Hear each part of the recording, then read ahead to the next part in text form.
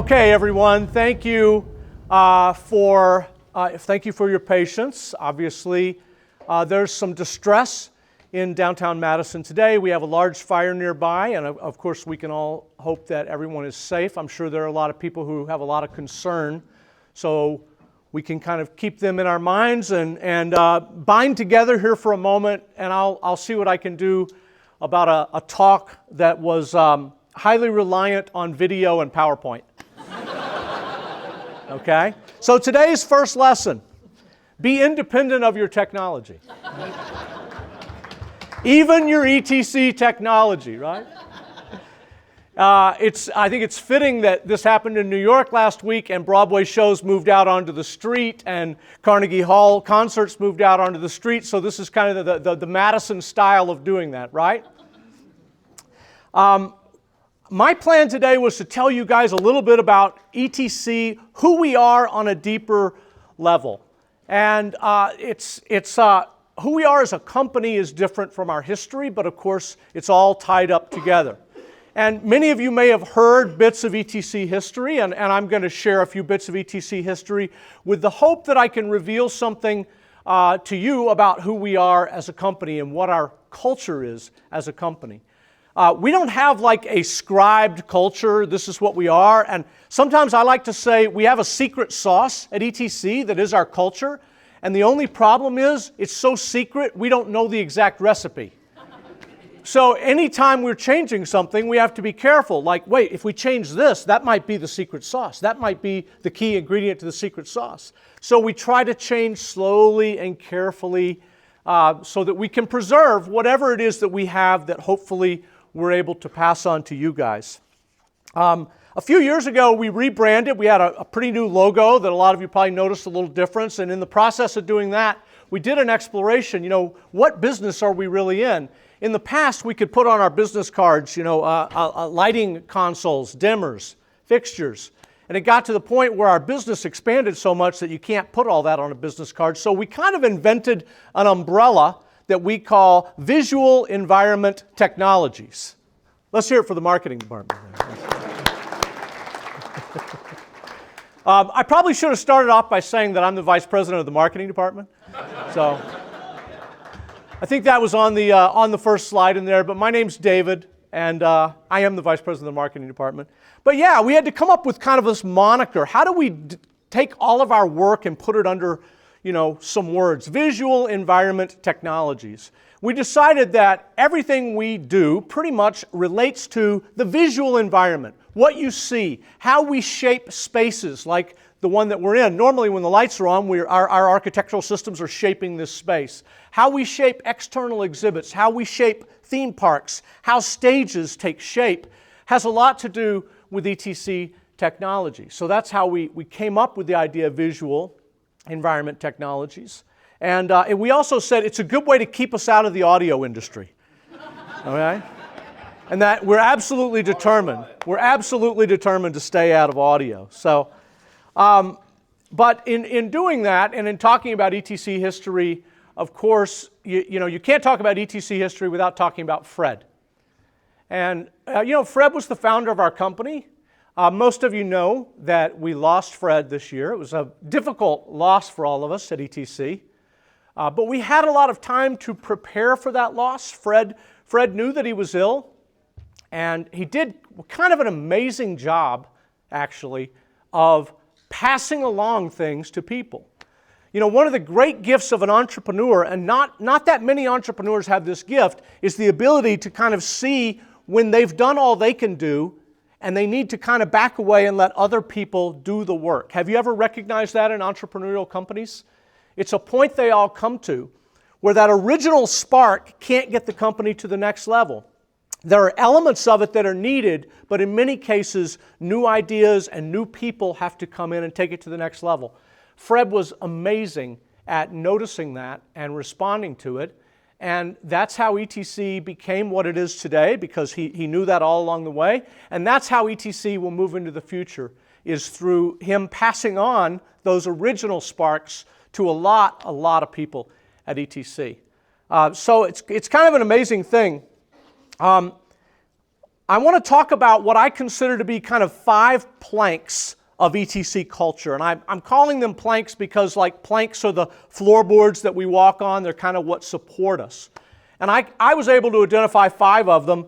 And some of them are actually like in our strategy documents and we talk about them. And then some of them are my observations. But I will commingle them together and say plank 1 is our humble beginnings.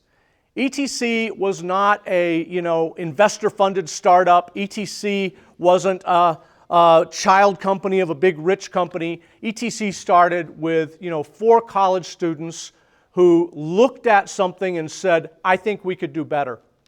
And if you've ever seen Fred speak, one of the things he would always say is, I'm very arrogant now, but I was really arrogant when I was 18. Okay? You can please laugh about that because it is funny. And he said it virtually every time he told the story of ETC. And so I've coined a new term here that I'll use today, which is great moments in arrogance. All right? It's a tribute to Fred and to his co-founders. And the first great moment in arrogance was 4 students going into the college theater, which had just paid $150,000 in 1975 for a lighting system that included a Thorn Q file, one of the first computerized lighting boards ever made, and looking at it and saying, we can do a better job for about $5,000. Okay? A great moment in arrogance. And why is arrogance sometimes useful? Because it provides stretch goals.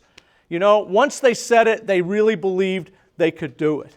And what they did was they didn't just keep this to themselves. They actually told their lighting professor, Gilbert Helmsley at the University of Wisconsin, who was a very famous lighting designer, a dynamic personality. Fred used to say that in 1975, the undergraduate lighting program at UW had 150 students. Can you imagine that? 150 students had come there. So what they did was they went to Gilbert and they said, Gilbert, we have an idea. We think we can produce a Q file for about... Okay? Just in case. That's for the question and answer session. They said, Gilbert, we think we can produce a Q file for about $5,000. And a lot of people were around to hear this, and everybody kind of looked at them like, yeah, I'll bet you can. And they took it as a challenge. So you could say ETC was started on a dare, even though I don't think anyone said, I dare you. There was a sense of, we doubt it. And these guys went away and they worked for about a year to produce this prototype console. To put things in perspective, $5,000 in 1975 was the equivalent of about $23,000 today.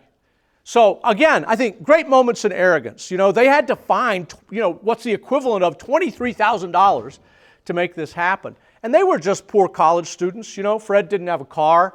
He was a sophomore, I believe. So they would beg, borrow, and steal parts. And over the next year, they worked. And 1 year later, on Christmas Day, they went to Gilbert and they showed him their product, which they called the Mega Q, which basically, did what a Q file did.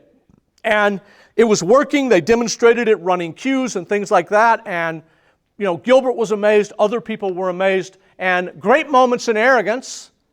Gilbert said, what are you going to do with it now? And Fred said, we're going to sell it to the Metropolitan Opera. Right? So these are great moments in arrogance are great stretch goals for the company because the truth is it was 1976 and exactly 20 years later in 1996 ETC sold its first system to the Metropolitan Opera. So let's hear it for great moments in arrogance, right? It's these kind of preposterous thoughts that you have that provide those kind of stretch goals, and that's been something that has worked for us at ETC. One of the things that I think is part of this first plank of ETC culture, humble beginnings, was they felt like that this technology of this lighting console had been overblown, overcomplicated, oversized. And when Fred's brother Bill said, I think it would cost about $5,000, he was saying, I think we can make this smaller and more accessible and just as good as what they've done in this format, in this smaller format. And that's been kind of a plank of ETC culture as well, is being able to take technology that is intended for a professional audience and make it in a way that it could be in high schools and community theaters. You know, during the 1980s, when Fred and ETC developed the Vision console and eventually the Microvision console, who used a Microvision console? Yeah, the little faux granite Corian wheel, it was just amazing. Purple console, it was like, you know, mind-blowing when you saw it, and then when you saw what it could do. Part of their goal was to say, we can make this so people can actually get it and use it. And that allowed off-Broadway and off-Broadway and small touring shows and regional theaters to have access to computer technology that they wouldn't have otherwise. And that ideal has carried through ETC culture all the way up until today. We always have that in mind. If you look at our rigging systems, are a great example. Our Prodigy rigging systems and rigging controllers are designed to eliminate a lot of the complexity of big, large rigging systems. The controls are designed to be more like the controls that you use in a lighting console. And the way the system is built and the efficiency with which it's built and designed allows you to put it in for not much more than the cost of a counterweight system. That has always been one of the major goals of ETC.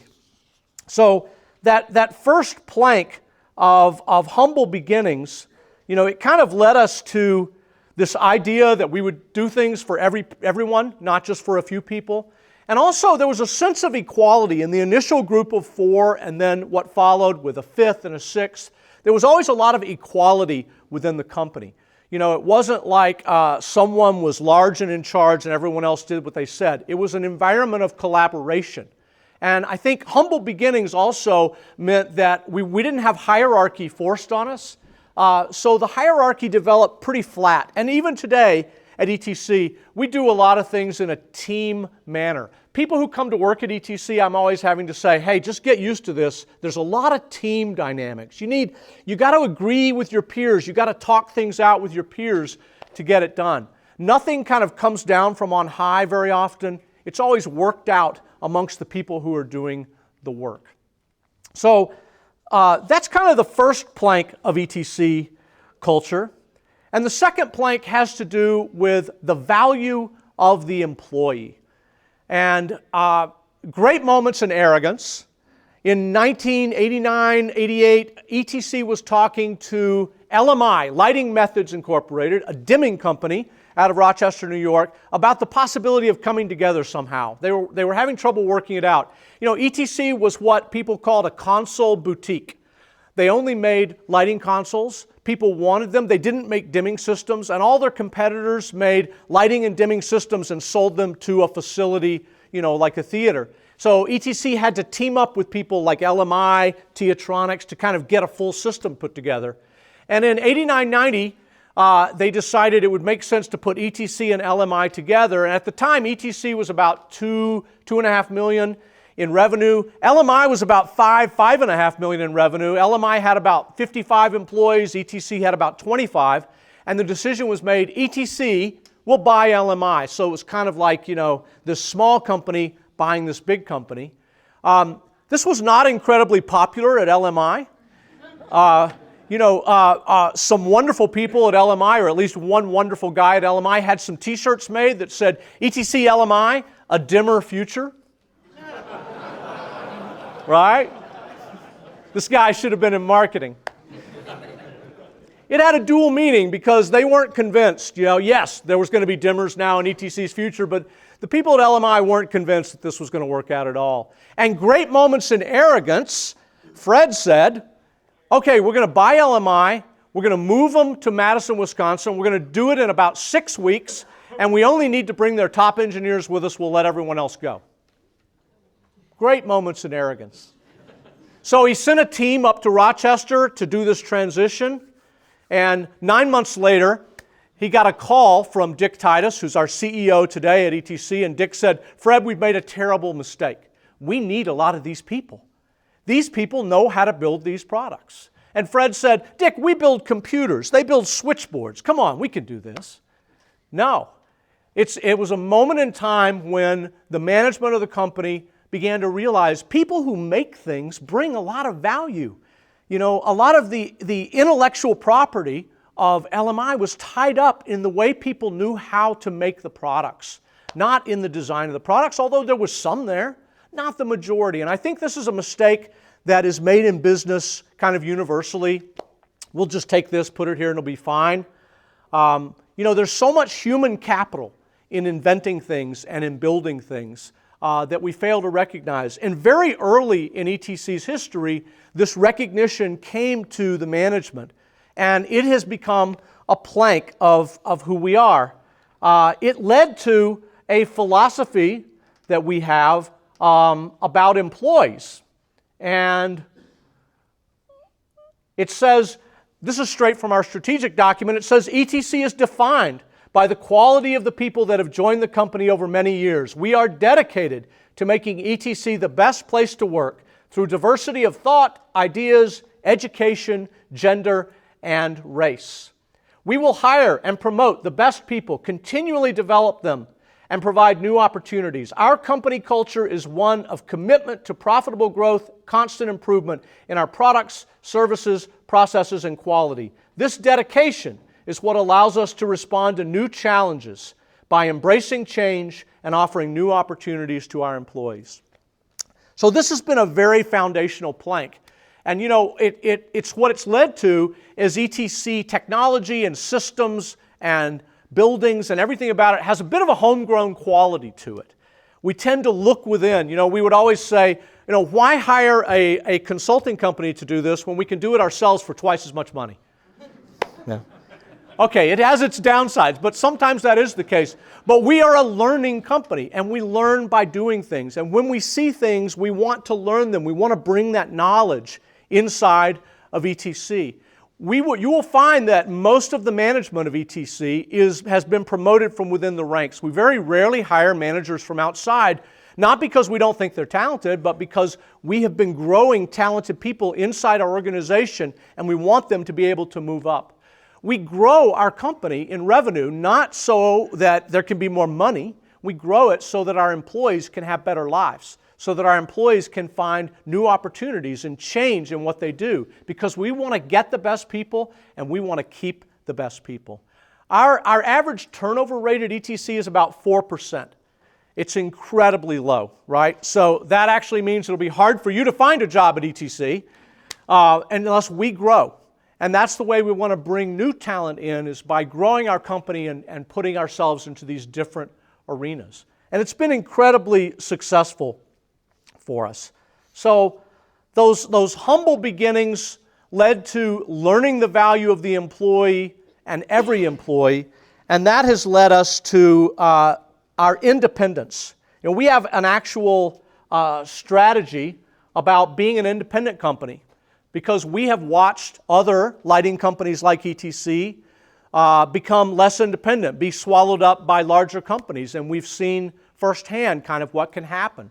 So we actually said, in order to recognize our employees who contribute to the success of the company, ETC has structured a unique employee stock ownership program and similar programs at our international locations. These programs help ensure that the company is preserved in generations to come and that employees have a voice in its future. In 2015, Fred and his co-owners of ETC made the decision to give a third of the company to the employees. The employees don't pay for the stock that they receive in the company. They simply earn that stock by being here. And it's given the employees a sense of real ownership. It really recognizes the value that everyone brings to ETC, so that all of us can have an opportunity to grow our lives as a result of our association with ETC. It was an incredibly generous gift on behalf of the owners, and it's created and shored up that atmosphere of homegrown brilliance, doing it ourselves, figuring things out, and being a learning-based company. So that's our value of the employee kind of plank of ETC's culture. Our third plank of culture: there is no substitute for awesome technical support.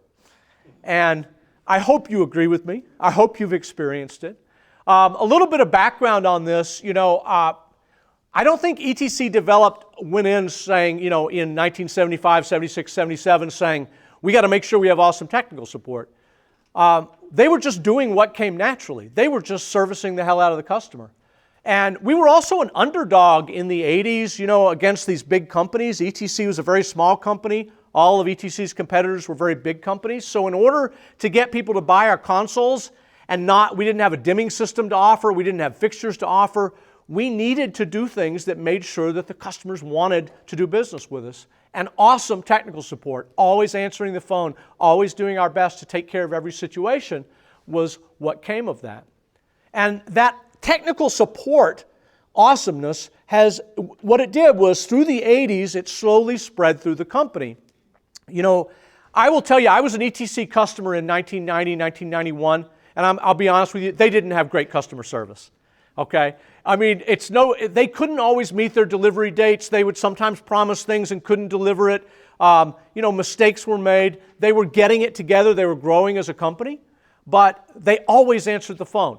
They always heard my complaints, and they always tried to make it right. And along the way, I got great technical support. And I watched in the early 90s as they started putting more product into stock. They learned how to build product more efficiently. They learned how to meet their obligations more regularly. And I can say today that we have awesome customer support through our whole company. It's not just because we have good customer service people who answer the phone or technical support people. It's because of the way the entire company is oriented. We have a team philosophy that we all support each other. So you can go to someone for help, and they will give you help. We have this concept of the internal customer. So anytime you're doing work, you can think, who is my external customer? A lot of you.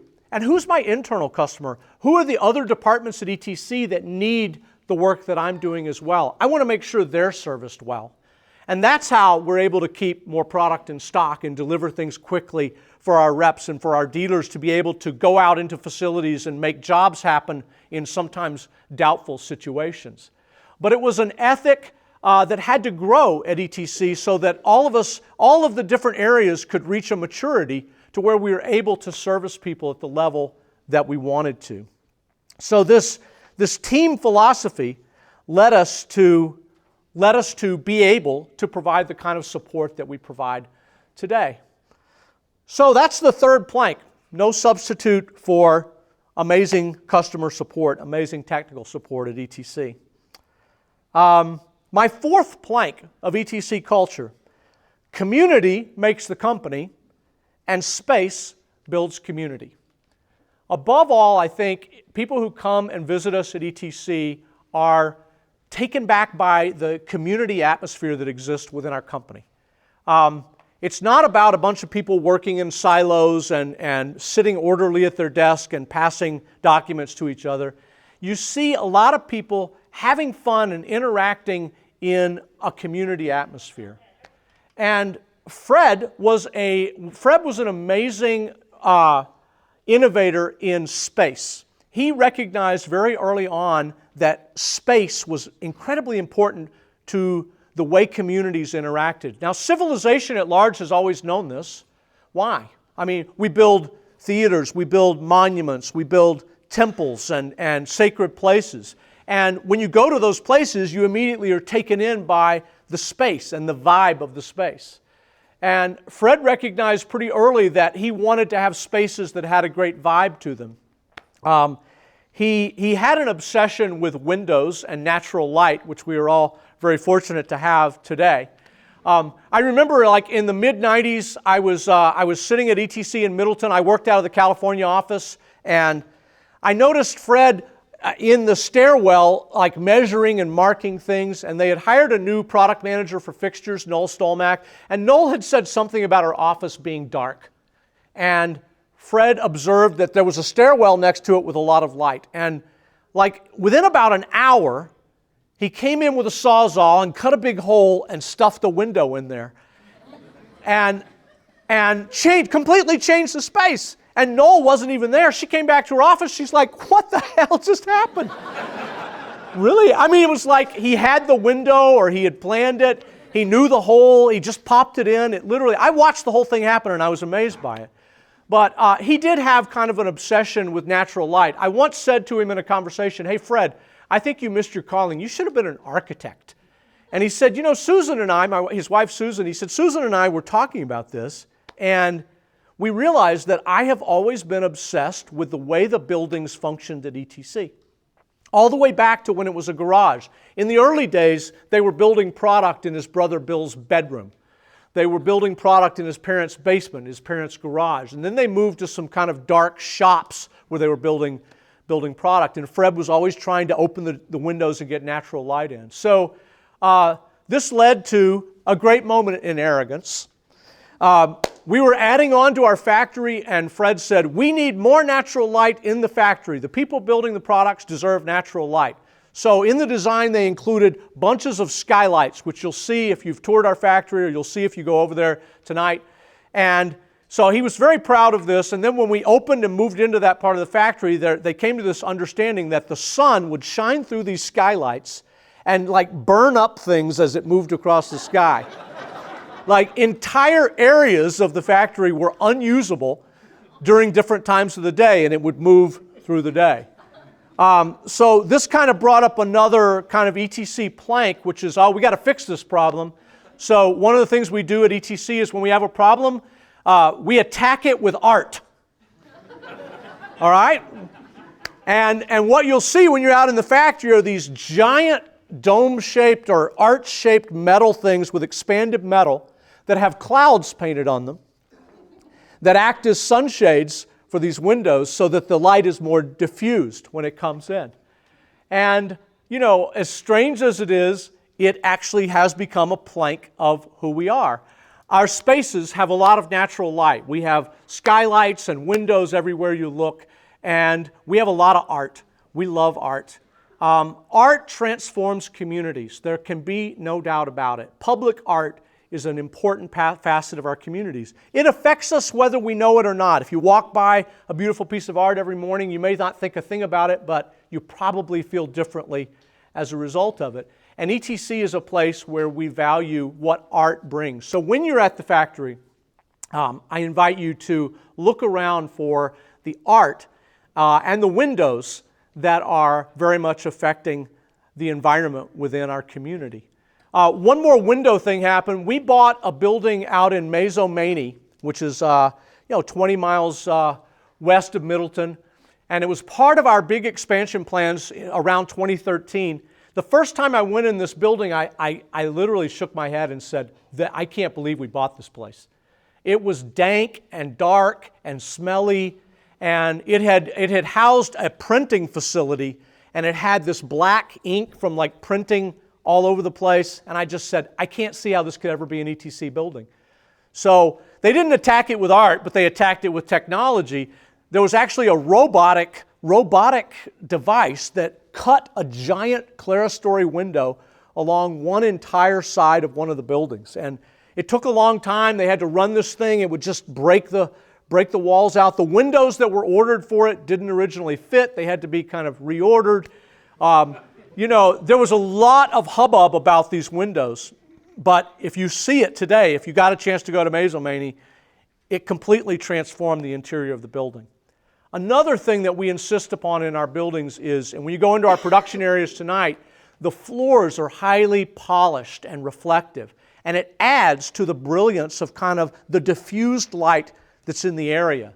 So when I go out there and I look at the art, and I look at the natural light and the way the light is diffused, I feel like, we're building products kind of in an environment, on a stage of sorts, or in a museum, and it changes the way you feel about the products.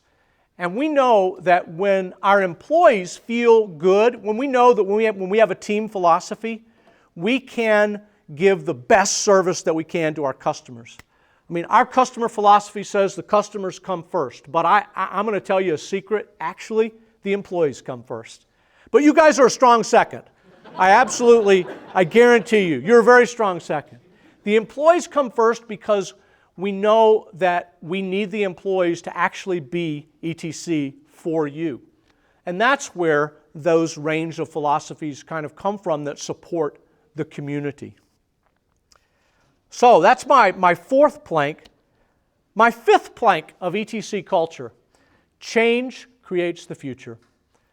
One thing that is constant at ETC is change. When I started in 1994 with ETC, and my goal was to open the West Coast office in Los Angeles. And in 1994, that meant renting the space and having the electricity turned on, having the phone lines hooked up, buying used office equipment. And I was running around with my boss, Mike Griffith, and I said, God, it's so exciting to be with ETC. I just love the way everything changes all the time, and we're just doing stuff. And Mike had been with ETC since like 1980, 81, 82. And he said, yeah, sometimes I wish we could just coast a little bit. And I remember that day very clearly because I looked at him like, what are you talking about? Why would you want to coast? And then about 5 or 6 years later, I was like, oh yeah, now I remember why he wanted to coast, because it's hard work changing all the time. But it keeps things amazingly interesting. Our ability to accept change is what allows the company to evolve and not be stuck in one place. We've faced many crises over the years. We've faced many failures of products and failures of our equipment and our systems. We've faced economic difficulties.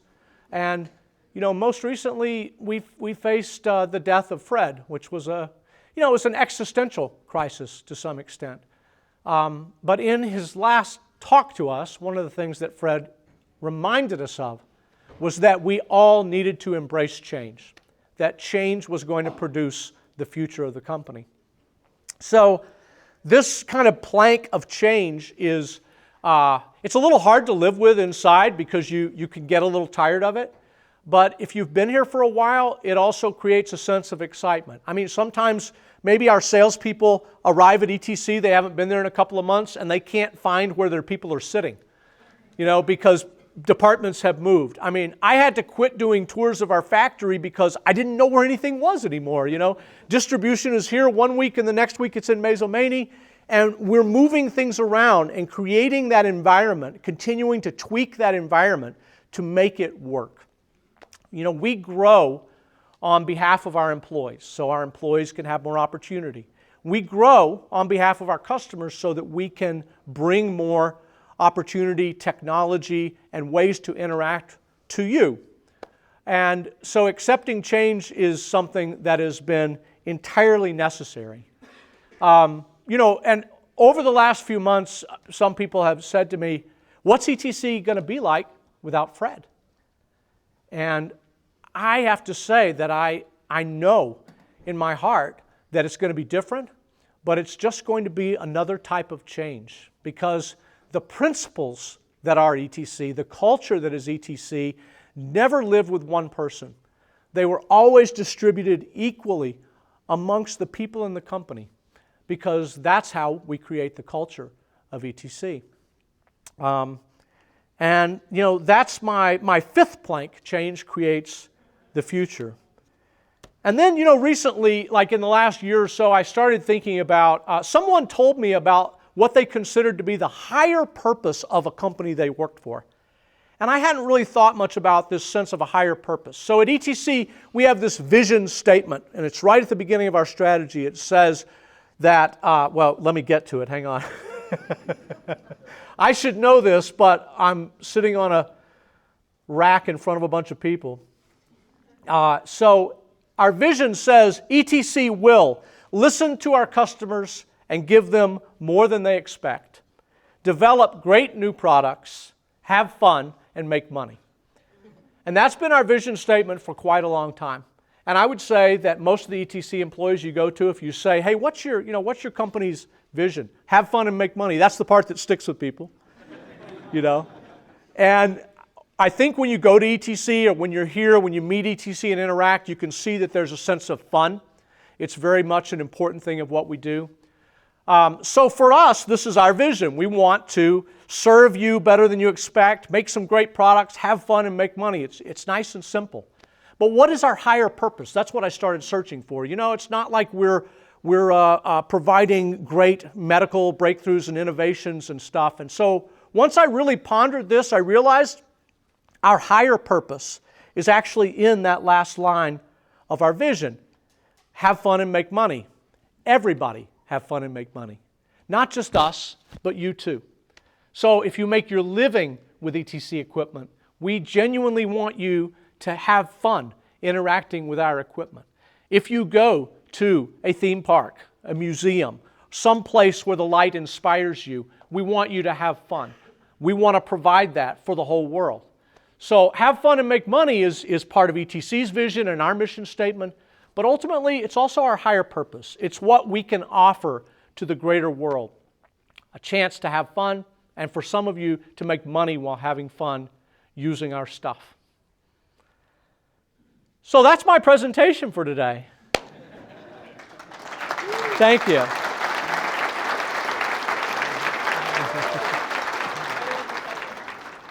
Just give it a try. Squeeze the button. Talk into the back. Where's the button?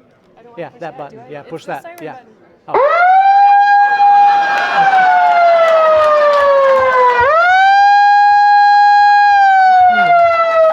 Okay.